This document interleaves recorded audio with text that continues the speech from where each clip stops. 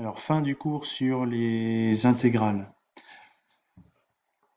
Une première propriété qui est assez simple à comprendre.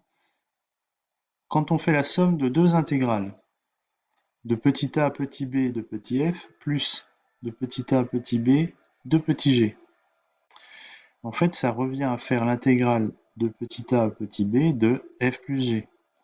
En effet, si grand F est une primitive de petit f et grand G une primitive de petit g, cette intégrale-là, elle vaut grand F de B moins grand F de A. Cette intégrale-là vaut grand G de B moins grand G de A. Et quand on fait la somme des deux, c'est grand F plus grand G de B moins grand F plus grand G de A. Donc on obtient cette grande intégrale.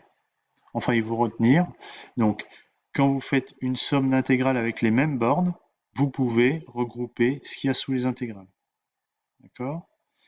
Et puis, si je fais l'intégrale de a à b de 2 petit f, c'est 2 fois l'intégrale de a à b de petit f. Ça, c'est ce qu'on a vu dans le précédent cours. Alors, une définition, la valeur moyenne d'une fonction. Donc, la valeur moyenne d'une fonction sur un intervalle AB. Alors, A et B sont rangés dans le bon ordre, A plus petit que B. Eh bien, c'est tout simplement 1 sur B moins A, donc c'est la taille de l'intervalle. Quand on fait B moins A, on a la largeur de l'intervalle, 1 sur B moins A, intégrale de A à B de petit f.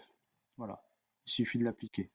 Alors, je vous propose de l'appliquer maintenant dans l'exercice 6, d'accord, qui ne pose pas de problème. Il faut juste appliquer cette définition de la valeur moyenne. Et puis, je vous propose l'exercice 7, qui va utiliser cette propriété-là. C'est-à-dire que on fait des sommes d'intégrales, donc il va falloir regrouper ce qu'il y a dans l'intervalle. Alors, on pose i égale intégrale de 0 à pi de cos carré x dx. Alors, on ne connaît pas de primitive de cos carré, comme ça.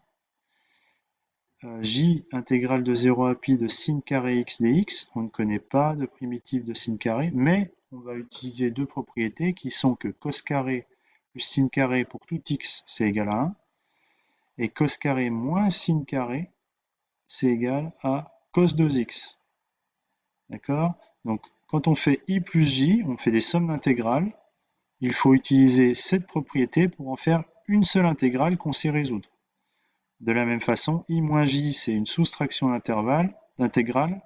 Donc, il faut en faire une seule intégrale qu'on sait résoudre. Et une fois qu'on connaît i plus j, vous aurez la valeur, i moins j, vous aurez la valeur. Vous en déduisez les valeurs de i et j.